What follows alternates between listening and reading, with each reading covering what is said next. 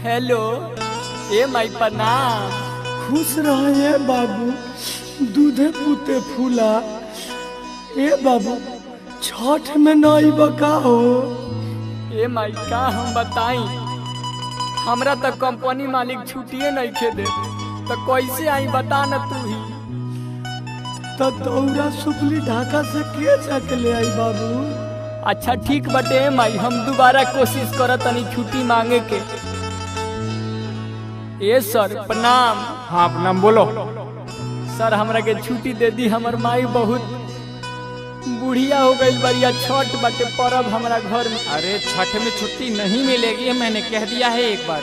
अरे हवी आज छठी सबे घटिया पर जाई, हवे आज छठी सबे घटिया पर जाई। ए सर हमरा के छुट्टी दे दी सर। हमारा के याद क के रोवत होई माई, हवे आज छठी सबे घटिया पर जाई। हमारा के याद क के रोवत होई माई।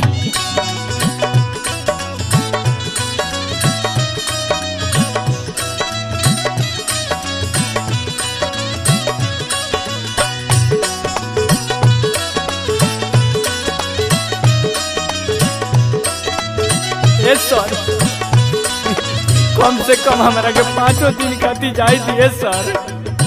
घरवा दुआर सब लागत होई सुना, अखिया से बहते होई आंसू बन के बुना।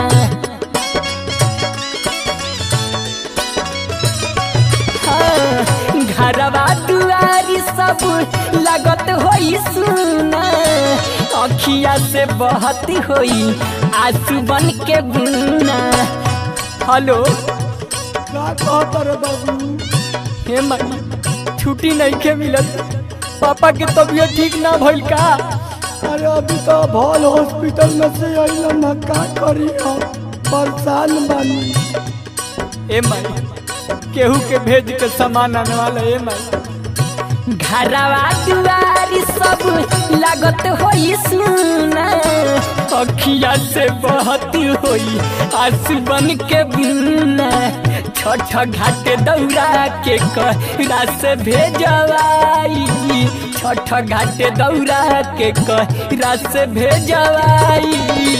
हमरा के याद क के रोता होई माई, हमरा के याद क के रोता होई माई।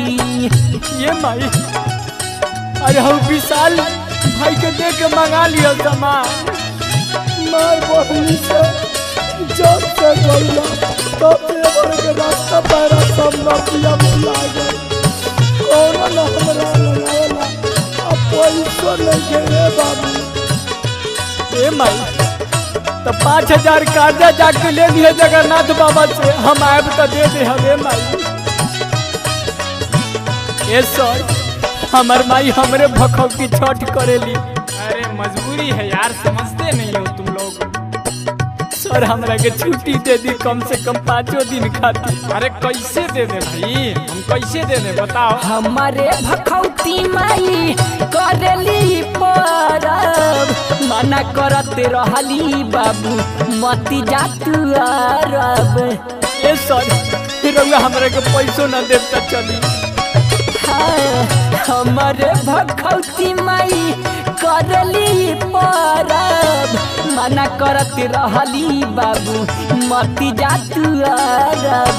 कोसी खाती ऊखी के कहरा से मंगवाई, मीरपुरी बाजारी माई केकरा संगे जाई। हमरा के याद क के रोता होई माई, हमरा के याद क के रोता होई माई। देख बेटे, अगर कुछ पैसे चाहिए तो पैसे बोल दो, मैं दे देता हूँ, लेकिन छुट्टी नहीं देंगे हम। ए सर हम अपना माई बाप के अकेला औलाद बनी, बताई हमरा माई बाप का बीतत होई है कि सब केहू के बेटा ये छठ में घर आ जाला, अब बताई हमार नसीब का बटे कि हम एजा के विदेश में का करत ये सर, हमरा के छुट्टी दे दी सर। देख बेटे, ज्यादा जरूरी होगी छठ के बाद 2 दिन के लिए चले जाना, मम्मी को देख के चले आना। बाहरा से छुट्टी लेके सब घर जाला, सोनू सुबासी दुखावा अब ना सहाला। सर छुट्टी दे दी सर। बाहरा से छुट्टी लेके सब घर जाला, सोनू सुबासी दुखावा अब ना सहाला।